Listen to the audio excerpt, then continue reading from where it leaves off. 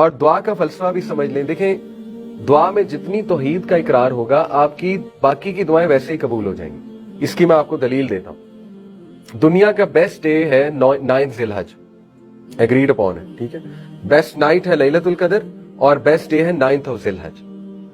اللہ کے نبی صلی اللہ علیہ وسلم نے 9 ذی الحج میں جب عرفات کے میدان میں تھے، عرفات کا میدان is one of the most blessed area on earth, اور اس دن عرفات میں موجود جب نبی نے حج کیا تو اللہ کے نبی صلی اللہ علیہ وسلم نے صحابہ کو کون سی دعا سکھائی تھی؟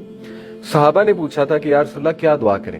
اللہ کے نبی صلی اللہ علیہ وسلم نے، کیونکہ اس دن دعا قبول ہوتی، پکی بات ہے، اللہ کے نبی صلی اللہ علیہ وسلم نے کہا وہ دعا جو میں نے اور میرے تمام بھائیوں نے یعنی تمام انبیاء نے اس دن کی 9 ذی الحج حج کے موقع وہ ہے لا الہ الا اللہ وحدہ لا شریک لہ لہ الملک ولہ الحمد وہو علی کل شیء قدیر. اور یہ اتنی بار پڑھی نبی صلی اللہ علیہ وسلم نے اس دن.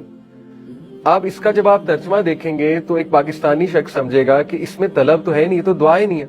ہم تو کہیں گے یہ تو ذکر ہے، تو ہم تو شک میں پڑ جائیں گے، یہ تو دعا ہی نہیں ہے، اس میں تو طلب ہی کہیں نہیں. یہی تو دعا، یہی تو سیکرٹ کوڈ ہے جو انبیاء کے پاس تھا، صحابہ کے پاس تھا.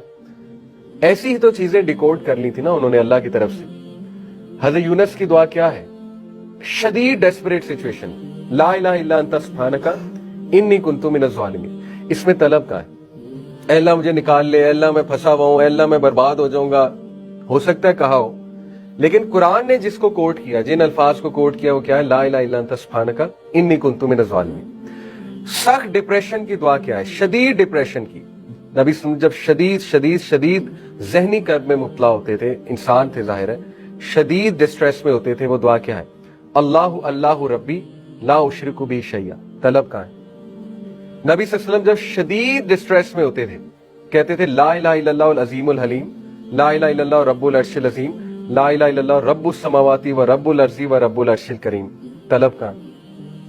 جتنی پروفیٹک دعاز ہیں ان میں طلب کم ہے، توحید کا اقرار زیادہ ہے. طلب میں کوئی مسئلہ نہیں ہے، بالکل کریں. اس کا ہرگز یہ مطلب نہیں کہ طلب نہیں، طلب بھی تو اللہ سے ہی کرنی ہے نا، کھول کے بیان کریں، نو ایشو.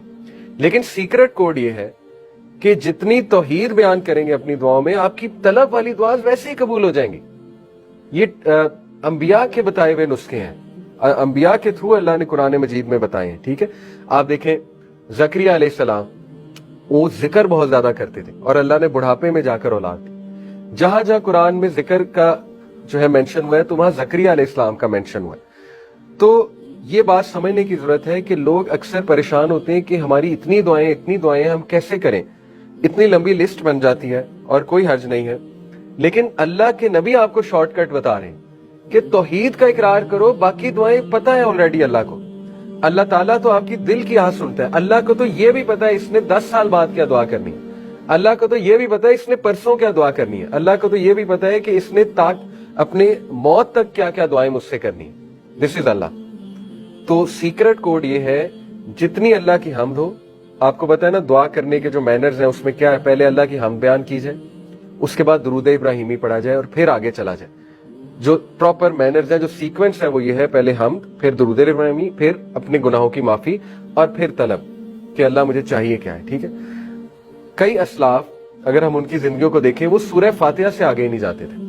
جب وہ دعا کرنے بیٹھتے تھے تو وہ 1000 بار سورہ فاتحہ پڑھ لیتے تھے. لٹرلی میں آپ کو یہ ڈیجٹ بتا رہا ہوں، اس سے آگے جاتے ہی نہیں تھے سورہ فاتحہ سے. اتنا لطف آ گیا تھا انہیں اللہ کی حمد بیان کرنے کا، اور ان کے مسائل خود بخود سالو ہوتے رہتے. کچھ اسلاف کے بارے میں آتا ہے کہ وہ درود سے آگے نہیں جاتے تھے.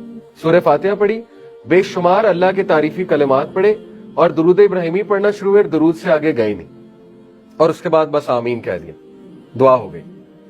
تو اسی لیے آپ دیکھیے کہ جو سورہ فاتحہ ہے سبحان اللہ وہ اتنی جامع ہے کہ اس میں زندگی کی تمام جو اسینشل چیزیں جو آپ کو چاہیے وہ سب آ جاتی ہیں اگر آپ سورہ فاتحہ کے الفاظ پہ غور کریں. ٹھیک ہے.